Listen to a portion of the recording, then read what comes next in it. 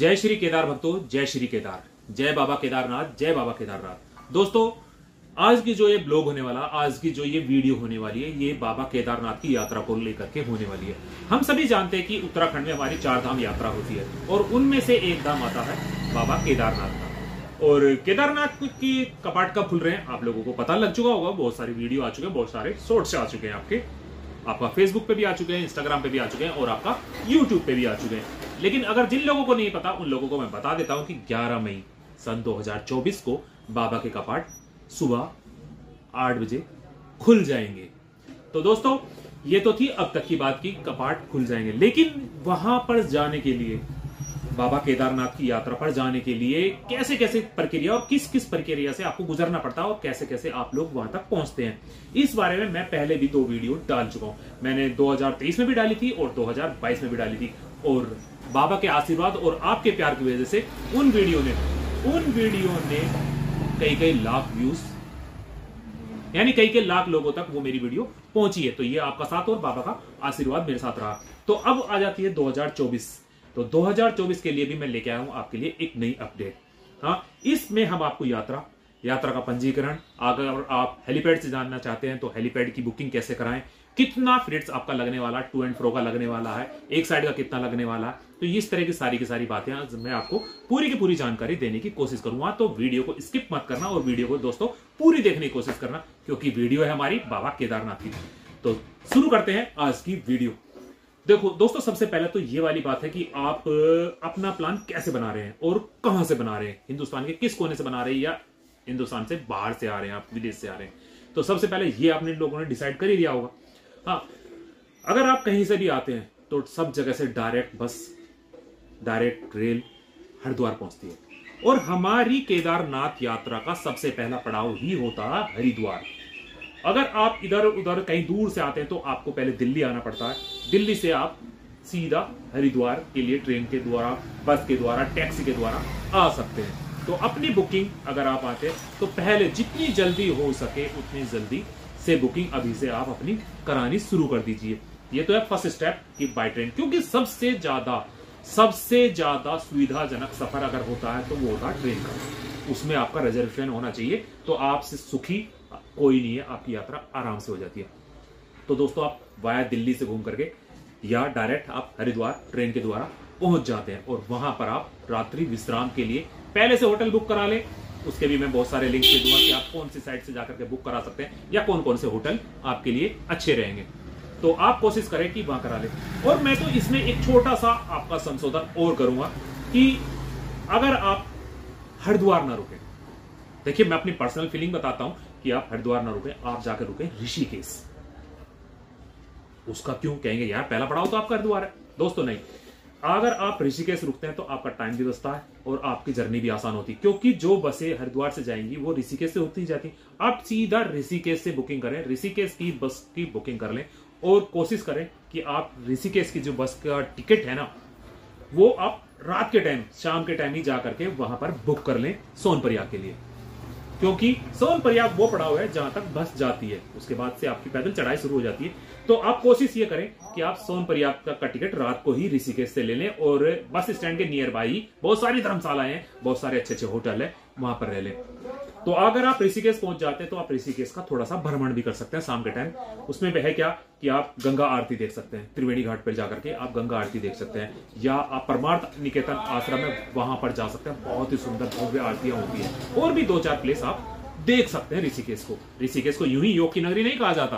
तो ऋषिकेश हरिद्वार से बेस्ट है कि अगर आप केदारनाथ का प्लान बना रहे हैं तो दोस्तों आप ऋषिकेश जाके रहें। और सुबह 5 बजे, 4:30-5 बजे से आपकी बस आपको सोनप्रयाग के लिए मिलना शुरू हो जाती है। हर 15 मिनट बाद, हर 20 मिनट बाद आपको वहां से बस मिलती है। बस ज्यादा से ज्यादा 8:30 और 9 बजे तक ही आपको वहां से मिलेगी, उसके बाद बस नहीं मिलेगी, क्योंकि बस सुबह चलती है तो शाम तक वहां तक आपको पहुंचाती है। 4 बजे, 5 बजे, 6 बजे तक आपको बस वहां तक पहुंचा पाती है सोनप्रयाग तक। तो इसलिए जितनी जल्दी आप निकल जाएंगे उतना लिए आपके लिए अच्छा होगा। अगर आप पहले से ही सोनप्रयाग में बुकिंग करके चल रहे हैं तो सोने पे सुहागा, अदरवाइज सबसे पहले सोनप्रयाग पहुंचते ही आप वहां के होटल को तलाश कर लेना। इस दौरान मैं बताता हूं, देखिए अगर मैं अपनी पर्सनल बात करूं दोस्तों, मैं तो जाता हूं 2 व्हीलर पे, मेरे पास अपनी बाइक है, मैं उससे जाता हूं। और लास्ट 25 ईयर से बाबा केदारनाथ के दर्शन करता चला आ रहा हूं। तो मैं तो बाइक से जाता हूं, लेकिन मैं हर किसी को प्रीफर नहीं करूंगा कि आप बाइक से जाएं। सबसे आसान है, अगर आप फैमिली के साथ जा रहे हैं, आप अपनी पर्सनल गाड़ी जा रहे थे तो टू गुड, उसमें तो कोई फर्क ही नहीं पड़ता है। लेकिन अगर आप बस से जा रहे हैं ना, और कम बजट, लो बजट में यात्रा करना चाहते हैं, तो आज का ब्लॉग जो है मेनली वो लो बजट से रिलेटेड ही है। अगर आप बजट में यात्रा करना चाहते हैं तो आपके लिए बस सबसे बेस्ट है। और बस का किराया 2022 में बस का किराया 700 रुपए के हेरफेर में था। 2023 में आपका बढ़ता बढ़ता 800 850 में हो गया, लेकिन इस बार वो आपको 900 रुपए के हेरफेर में पड़ेगा। आपको जैसी सुविधा, जैसी लग्जरी बस, इसी टाइप से आपको रेंट पे करना पड़ेगा। आज भी आपको 700 750 रुपए वाली बस भी मिलेगी, 800 वाली भी मिलेगी, 850 वाली मिलेगी, 900 वाली मिलेगी, और 1000-1200 रुपए तक की भी आपको वहां पर बस मिल जाएंगी। तो आप अपने अकॉर्डिंग, आप अपनी पॉकेट के अकॉर्डिंग, आप अपने बजट के अकॉर्डिंग टिकट वहां से ले सकते हैं, और सुबह के टाइम अपनी यात्रा को स्टार्ट करके आप बाबा केदारनाथ के जयकारे लगाते हुए और बाबा के धाम की तरफ को प्रस्थान कर सकते हैं। तो दोस्तों, अगर हम सुबह मान के चलते हैं कि हम 5 से 6 बजे के बीच पहुंच जाते हैं, चल पड़ते हैं, तो मेरा मानना है कि आप शाम को 4 बजे तक सोनप्रयाग आराम से पहुंच जाएंगे, रुकते रुकाते हुए, खाते पीते हुए। आपको एक दो जगह वो रोकेगी बीच में कि आपको खाना खा सकते हैं, आप थोड़ा बहुत लंच स्नैक्स ले सकते हैं, तो उनके स्टॉपेज बने हुए बसों के, वो वहां पर आपको ले जाएंगे। तो हम लोग पहुंच जाते हैं सोनप्रयाग। अब सोनप्रयाग पहुंचने के बाद, जैसे मैंने बताया, अगर आपने होटल पहले से बुक करा रखी तो टू गुड, और अगर नहीं करा रखे और आप लो बजट में जाते हैं कि हमें तो सिर्फ बजट में यात्रा करनी है, तो सबसे बेस्ट है डॉर्मेट्री। जैसे ही आप बस में से उतरते हैं, वहां पार्किंग से 20 कदम या 50 कदम आगे चलते ही आपको पूरा बड़ा का बड़ा एक एरिया आ जाता। वहां पर आपको डॉर्मेट्री मिलेगी, क्लॉक रूम मिलेंगे, रजिस्ट्रेशन काउंटर मिलेगा, वहां पर आपको सब तरह की सुविधाएं मिलेगी, आपको खाने पीने का अरेंजमेंट मिलेगा। सोनप्रयाग में अगर मैं बात करूं तो ज्यादा अच्छे नहीं है कि आपको स्टैंडर्ड में बहुत ज्यादा अच्छे रेस्टोरेंट वहां पर नहीं है, बहुत ज्यादा अच्छे आपको वहां पर होटल भी नहीं है, एक मीडियम आपको वहां पर होटल मिलेंगे। तो बात चल रही थी बजट यात्रा की, तो सबसे अच्छा आपके लिए डॉर्मेट्री। और डॉर्मेट्री की बात करूं तो दोस्तों मैं अगर अपनी 2023 यात्रा की बात करूं तो मैंने खुद डॉर्मेट्री ली थी, और मैं डॉर्मेट्री में रुका था। 2022 में भी रुका था, 2023 में भी रुका था, क्योंकि मैं कई बार जाता हूं। मेरा वहां पर कई बार बाबा के श्रद्धा अटूट श्रद्धा है मेरी, तो मैं कई बार चला जाता हूं। तो मैंने 2022 में डॉर्मेट्री ली थी, 2023 में भी मैंने डॉर्मेट्री ली थी, और 2023 में मैंने रूम भी लिया था। तो आपको मैं बताऊं कि डॉर्मेट्री के रेट 250, 300, 350 तक आपको आराम से डॉर्मेट्री मिल जाती है। रूम की अगर बात करें, अगर पीक सीजन है तो कुछ भी रेट मांग सकते हैं, अदरवाइज आप 500 रुपए, 600 रुपए। मैं इस बार कपाट बंद यात्रा में गया था, जब कपाट बंद यात्रा हो रहे थे तो मैंने 600 रुपए में रूम लिया था, और उसके साथ एक पर्सन और थे, वो वहीं मेरे को वहीं पे जाके मिले थे, और मैं खड़ा था तो बोलने लगे कि उन्होंने मुझे पहचान लिया कि आप राकेश तोमर घुमक्कड़ है क्या? तो मैंने कहा, कह रहा है यार मैं भी अकेला आया हूं भाई, और मैं बक्सर या लक्सर क्या बोला था, बक्सर आई थिंक, हरिद्वार के नियर बाय कोई प्लेस पड़ता है, वहां से थे वो, कि मैं वहां से आया हूं। वो भी सिंगल बाइक पे ही आए थे, तो उनके साथ मैंने रूम शेयरिंग करा था, तो मेरा रूम 600 रुपए में पड़ा था। ठीक है दोस्तों, तो मेरा 300 रुपए पड़ गया डॉर्मेट्री जितना ही। तो ये डिपेंड करता है सीजन पे, कितनी क्राउड गया हुआ, रेट ऊपर नीचे होते हैं। तो डॉर्मेट्री आप 300 रुपए की मान लो, रूम अगर मानते हैं तो आपको 600 रुपए से लेकर के 1500, 2000 तक का आपको वहां पर रूम पड़ जाता है। शेयरिंग में सस्ता पड़ जाएगा, सिंगल में आपको कॉस्टली पड़ेगा। तो सिंगल के लिए अगर बजट यात्रा पर, डॉर्मेट्री से अच्छा कुछ नहीं। डॉर्मेट्री में आपको प्लग चार्जिंग आपके जो डोर बेड है उस पर मिलेगा, शेयरिंग आपको बाथरूम शेयर करना पड़ेगा, बस इतना होता है। वहीं पर ज्यादातर डॉर्मेट्री वालों ने भी रखे हुए हैं आपको क्लॉक रूम, नहीं तो वहीं पर क्लॉक रूम भी बने हुए हैं, बिल्कुल डॉर्मेट्री के जस्ट बराबर में क्लॉक रूम वहां पर बने हुए हैं। तो आप अपना एक्स्ट्रा सामान क्लॉक रूम में रखें। सुबह का टाइम 50 रुपए नग लेते हैं, 50 रुपए बैग लेते हैं, आप उनको वहां पर रख सकते हैं। अगर आप अपनी टू व्हीलर से गए हैं तो आपको 100 रुपीज 12 घंटे के 12 आवर के वहां पर पार्किंग में पे करने होते हैं। कार से गए हैं तो आपके 200 रुपीज हो जाते हैं। जैसे जैसे आपकी गाड़ी बड़ी होती चली जाएगी उतने ही आपको वहां पर पार्किंग का चार्ज भी बढ़ता चला जाएगा। तो 12 घंटे की पार्किंग होती है, 12 घंटे में कोई लौट के नहीं आ सकता। इस चीज के मैं खिलाफ हूं कि कम से कम 24 घंटे की पार्किंग होनी चाहिए दोस्तों। तो डॉर्मेट्री लेने के बाद आप आराम से सो जाएं, अपने जितने भी इंस्ट्रूमेंट है, आपका जो फोन है, कैमरा है, उसको आप प्लग पे लगाएं, चार्जिंग लगाएं, तो सो जाएं। सुबह आपका फुल चार्ज मिलेगा सब कुछ। सुबह जितनी जल्दी हो सके उतनी जल्दी आपको डॉर्मेट्री रूम छोड़ देना चाहिए और फटाफट से अपनी यात्रा स्टार्ट करनी चाहिए। यात्रा में अब एक मेन पॉइंट आता, अब आता रजिस्ट्रेशन का।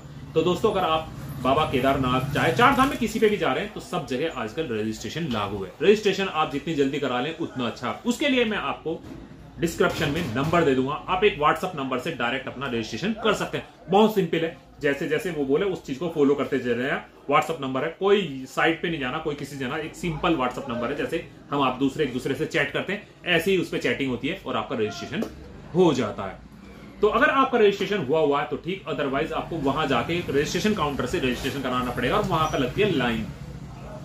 वहां पर दोस्तों लगती है लाइन तो काफी टाइम वेस्ट हो जाता है। तो इसलिए अच्छा है कि जो मैं बता रहा हूं डिस्क्रिप्शन में आपको नंबर मिल जाएगा, व्हाट्सएप नंबर, आप उस पर अपना रजिस्ट्रेशन कर सकते हैं। कितने मेंबर जा रहे हैं, कौन सी यात्रा जा रहे हैं, सब उस पर आप स्टेप बाय स्टेप फॉलो करते जाना, आपका रजिस्ट्रेशन हो जाएगा। कि जैसे हम सोनप्रयाग शहर को छोड़ते हैं वहीं से हमें शेयरिंग टैक्सी मिल जाती है, क्योंकि 6 किलोमीटर का वो टर्न है वो आपको शेयरिंग टैक्सी के द्वारा करना पड़ता है। उसमें आपके 50 रुपए पर हेड के हिसाब से वो आपको 6 किलोमीटर का टर्न करा देते हैं और आप पहुंच जाते हैं गौरीकुंड। तो गौरीकुंड ही मेन पहला स्टेप है जहां से आप पैदल यात्रा स्टार्ट करना शुरू करते हैं। तो जब आप गौरीकुंड पहुंच जाते हैं तो दोस्तों गौरीकुंड में स्नान करके ही आगे बढ़े। बहुत से लोग हैं जो गौरीकुंड में स्नान करके नहीं जाते, लेकिन अगर आप स्टेप बाय स्टेप यात्रा करना चाहते हैं तो गौरीकुंड में स्नान करके जरूर जाएं। दोस्तों गौरीकुंड एक गर्म स्रोत का जल का कुंड है जहां पर गर्म गर्म पानी निकलता है, गंधक का पानी होता है और उसी में स्नान करके आप आगे बढ़े। यहां पर गर्म कुंड है कि इसमें उतरते हुए आदमी को डर लगता है। उसके बराबर में इतना शीतल जल बहता हुआ आता है कि आपको फ्रीज करने वाला फ्रीज होता है। तो ऊपर वाले की माया है कि दोनों के बीच में 5 या 10 मीटर का फर्क है और इतना ज्यादा वहां दोनों में डिफरेंस है। तो आप गौरीकुंड में स्नान करने के बाद अपनी पैदल यात्रा आगे बढ़ा सकते हैं। अगर आप सक्षम हैं कि पैदल जा सकते हैं तो जय बाबा केदारनाथ। और अगर आपको लगता है कि आप पैदल नहीं चल सकते तो गौरीकुंड से ही आप घोड़े खच्चर हायर कर सकते हैं। घोड़े खच्चर का रेट आपको 2750 था लास्ट, और अब के आप 100 रुपीज बढ़ा लीजिए तो आपको 2800 या 2900 रुपए में इस बार पड़ने वाला, क्योंकि अभी रेट डिक्लेयर नहीं हुए हैं। जैसे ही रेट डिक्लेयर होंगे तो भी मैं आपको अपडेट दे दूंगा। तो दोस्तों आप वहां से घोड़ा खच्चर भी हायर कर सकते हैं। ये आप देख लीजिए कि अगर आप चल सकते हैं तो जाइए, और अगर आपको लगता है कि डाउट है मन में तो आप घोड़ा खच्चर ले सकते हैं तो आप घोड़ा खच्चर ले। क्योंकि अगर आप बीच में पहुंच गए और उसके बाद आपने थक गए और आपको घोड़ा खच्चर की आपको डिमांड पड़ी तो फिर घोड़े खच्चर वालों की मोनोपोली चलती है, वो आपसे कुछ भी मांग सकते हैं। तो इसलिए आप पहले ही ले लीजिए अगर आपके मन में डाउट है कि भाई मैं नहीं जा सकता, क्योंकि टफ, मैं बता देता हूं, बाबा केदारनाथ की चढ़ाई बहुत ज्यादा टफ है, बहुत ज्यादा टफ है। अच्छे वहां पर बोल जाते हैं जो अपने आप को कहते हैं ना कि मैं ये, दोस्तों मुझे जाते हुए बहुत लंबा टाइम हो गया। और अगर मैं छोटी सी अपनी बात बताऊं दोस्तों, बड़ाई मत मानना कि मैं अपनी बड़ाई मान रहा हूं। मैं नीचे से चलने के बाद बाबा के धाम पर ही जाकर बैठता हूं। मैं रास्ते में कहीं बैठता नहीं हूं दोस्तों, कुछ खाता भी नहीं हूं। इस बार मैं गया था तो मैंने हल्के हल्के बिस्किट वगैरह खाए थे, मैं अपने बैग में डाल के ले गया था, अदरवाइज मैं कुछ खाता भी नहीं हूं। तो लेकिन बैठता नहीं हूं। हाँ, आप लोगों को एक बहुत अच्छी चीज बताऊं दोस्तों, कोशिश करना आप बैठना मत, क्योंकि अगर आप एक बार बैठ गए तो हर 10 कदम बाद आपकी सांस उखड़ेगी और आप बैठोगे। इसका तोड़ यही है कि आप थक गए, आप खड़े हो जाओ। आप थक गए, आप खड़े हो जाओ, घुटनों को सीधा रखो, घुटनों को मोड़ो मत। आपको ज्यादा ही थक गए, आप रेलिंग का सहारा लेके ऐसे खड़े हो जाओ, आप पहाड़ का सहारा लेकर के ऐसे खड़े हो जाओ, लेकिन आप बैठो मत। तो दोस्तों मैं तो यही आजमाता हूं और ये 25 साल से यही चीज है, चाहे आपका वैष्णो देवी, केदारनाथ, बद्रीनाथ, यमुनोत्री, गंगोत्री, कहीं भी चला जाऊं, अमरनाथ चला जाऊं, मैं यही ट्रिक अपनाता हूं कि मैं बैठता नहीं हूं। थकता मैं भी हूं, जबरदस्त तरीके से थकता हूं, लेकिन मैं टेक लेके खड़ा हो जाता हूं, लेकिन बैठता नहीं हूं।